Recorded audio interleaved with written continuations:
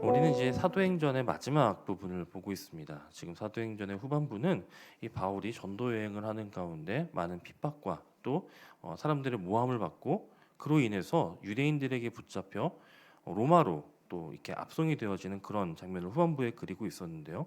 그가 로마로 가는 이유는 사실 이 표면적으로 나타나면 그가 재판을 위해서 가는 것이었습니다. 이 가이사에게 가서 그가 무죄라고 하는 것과 또 그에게 아무런 잘못이 없다. 그리고 그가 전하고 있는 것이 이렇게 잘못된 것이 아니다라고 하는 것을 증언하기 위해서 그는 로마로 가고 있었습니다.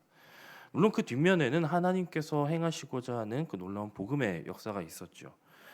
근데 오늘 우리가 마지막으로 읽은 이 사도행전의 끝부분에는 이 그 바울이 당하는 그 재판에 대한 과정은 전혀 나와 있지 않고 그 재판의 결과 역시 나와 있지 않습니다.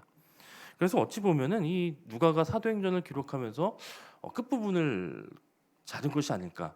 그래서 가이사에게 재판을 받고 어떻게 되었다라고 하는 것이 명확하게 나와 있지 않고 바울이 그 로마에서 머물면서 복음을 전하더라라고 하는 것으로 끝맺음을 내는 것을 보고 이 미완성된 부분이 아닌가 이렇게 생각하기도 쉽습니다만 성경이 주목하고 있는 부분은 가이사의 재판이 어떠했다. 바울이 어떤 재판 결과를 받았다. 이것이 중요한 것이 아니라 바울이 그처럼 열악한 상황 속에서도 어려운 상황 속에서도 재판을 앞둔 그 상황 속에서도 열심으로 복음을 전했다. 이것이 이 성경의 중요한 관심사라고 하는 것을 우리는 이 끝부분을 통해서 볼 수 있게 되는 것입니다. 바울은 로마에 있는 많은 유대인들과 더불어서 밤 늦도록까지 그들과 더불어 대화하고 그들에게 예수가 누구이신지 또 그가 전하는 복음이 무엇인지를 열심으로 전했습니다. 어, 물론 그 결과로 당장에 눈에 보이는 어떠한 열매를 맺은 것은 아닌 것 같습니다. 바울에게는 동족 유대인들을 구원하고자 하는 불타는 그런 열심이 있었고 그것을 가지고 열심으로 그가 가지고 있는 또 그가 가진 그 복음을 전했지만 그 가운데 바울은 자신은 그저 도구일 뿐이고 일하시는 분은 하나님이시다라고 하는 것을 인정하고 맡겼습니다.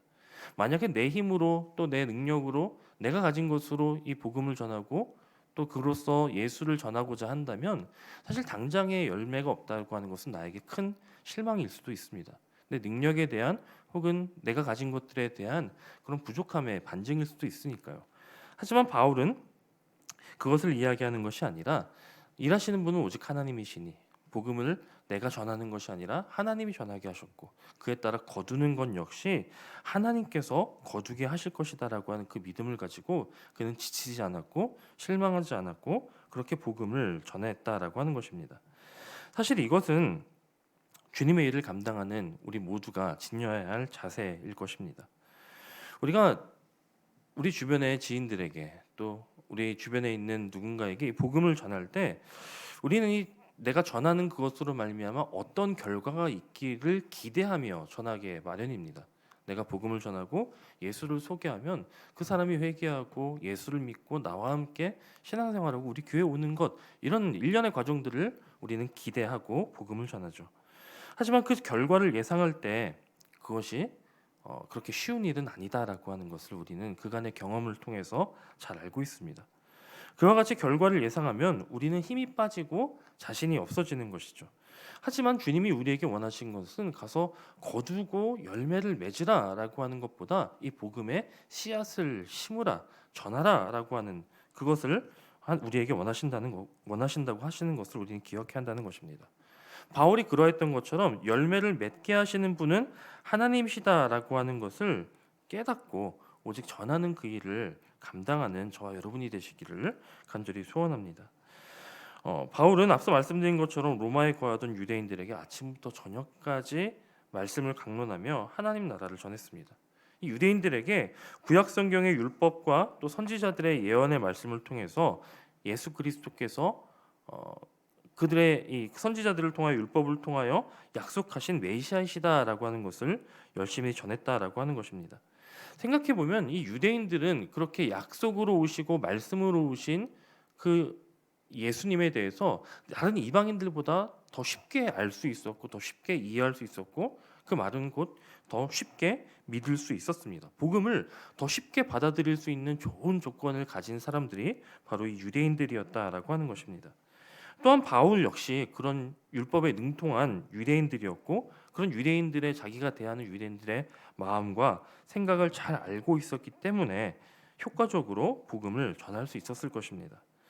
예수님께서도 성육신하신 그 이유가 우리를 더 이해하시고 또 우리에게 더 가까이 오셔서 우리와 같은 몸을 그 이유를 가지고 우리와 같은 몸을 입고 이 땅에 오셨던 것처럼, 이 땅에 오셔서 하나님 나라의 복음을 전하셨던 것처럼 바울 역시 그가 가진 지식과 그가 가진 배경을 가지고 그 복음을 받는 이들과 같은 눈높이에서 이 복음을 전했다라고 하는 것입니다.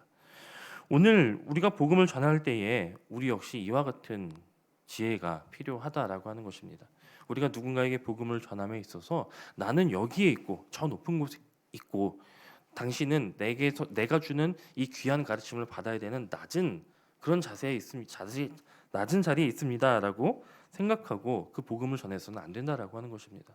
우리는 지금 그 사람의 처해 있는 상황, 그 사람의 어떠한 관심, 그 사람이 지금 가지고 있는 어떤 문제, 이런 것들을 충분히 이해한 뒤에 그것을 공감하며 우리의 가진 그 모든 문제의 해답이 되시고 또 모든 문제의 능력이 되시는 그 예수님을 전할 수 있어야 한다라고 하는 것입니다. 바울이 그러한 방법을 가지고 복음을 전했을 때 바울의 복음을 전해들은 유대인들 중에는 믿는 사람도 있었고 또 믿지 않는 사람도 있었다라고 성경은 기록합니다. 바울이 성령의 능력에 충만하여서 복음을 전하였을 때 정말 베드로가 그러했던 것처럼 그 자리에 있는 모든 사람들이 다 회개하고 예수를 믿는 그런 역사가 일어나지는 않았다라고 하는 것입니다. 그 가운데에는 마음이 맞지 않아서 흩어진 사람들도 있었습니다. 바울이 예수 그리스도가 메시아의 심을 아무리 완벽하게 증명하고 또 열심으로 전했다 하더라도 듣는 사람이 믿지 않으면 복음의 열매는 맺힐 수 없다라고 하는 것을 우리는 인정할 수 있어야 한다는 것입니다. 내가 아무리 최선을 다해서 할 수 있는 모든 노력을 가지고 누군가에게 복음을 전했다 하더라도 그 사람이 받아들이지 않을 수도 있다라고 하는 것을 우리는 알아야 한다는 것입니다.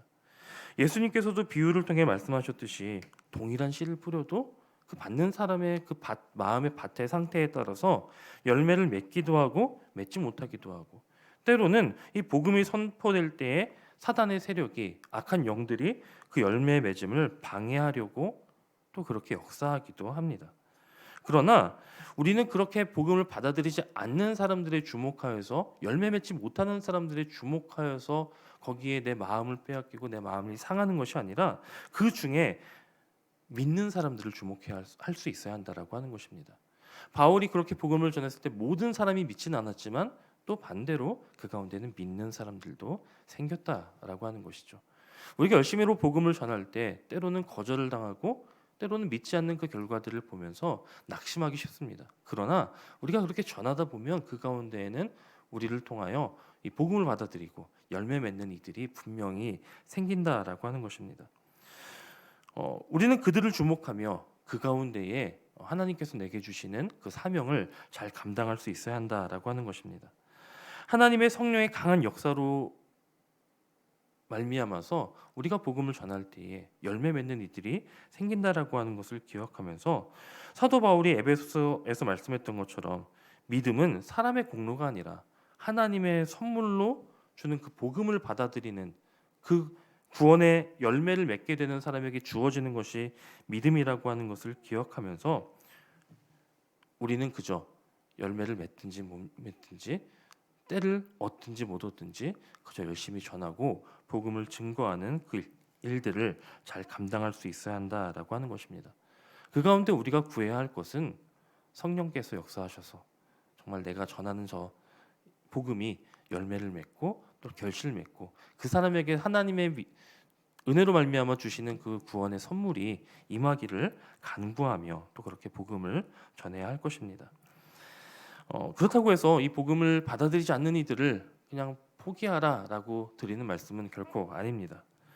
바울은 복음을 듣고도 믿지 않는 유대인들을 향하여서 계속해서 예수 그리스도가 하나님께서 선지자들을 통해 이미 예언하셨고 그 복음이 이제는 이방인들에게 전파되어서 하나님의 나라가 온 세상에 확장되고 있다라고 하는 것을 담대하게 선포합니다. 하나님의 약속과 또 바울의 이 고백과 같이 복음은 이방 세계에 전파되어서 모든 민족이 예수님의 이름을 부르며 구원의 은혜에 동참하게 되었고, 지금도 이 사도 바울의 마지막 외침은 지금도 이 시대 가운데에도 계속해서 물결처럼 퍼져나가고 있다는 사실을 우리는 기억해야 합니다.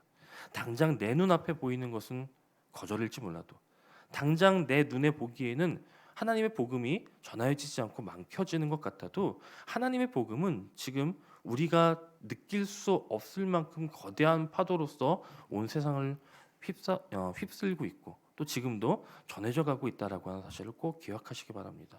복음은 절대로 멈추지 않습니다. 그리고 복음은 절대로 실패하지 않습니다. 하나님의 나라는 절대로 망하지 않고 멈추지 않는다는 사실을 꼭 기억하시기 바랍니다.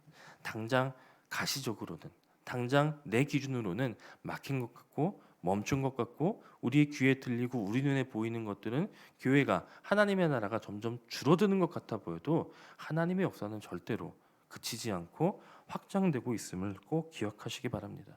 사도행전 28장은 그렇게 복음을 전하고 성령의 역사로 그렇게 쓰여진 사도행전은 28장으로 끝나는 것 같고, 우리는 오늘로써 사도행전에 대한 묵상을 마치는 것 같지만, 이 사도행전은 지금도 저와 여러분을 통해, 또 무엇보다 우리 안에 계시는 성령님을 통해 지금도 계속해서 쓰여지고 있고 확장되어지고 있다는 사실을 꼭 기억하시면서, 우리에게 주시는 성령의 능력으로 말미암아 복음을 담대하게 전파하고, 또 우리의 복음의 전파의 사역을 통해서 이 땅에 다시 오실 예수 그리스도를 고대하고 그 예수 그리스도의 다시 오실 길을 예비하는 저와 여러분이 되시기를 간절히 소원합니다.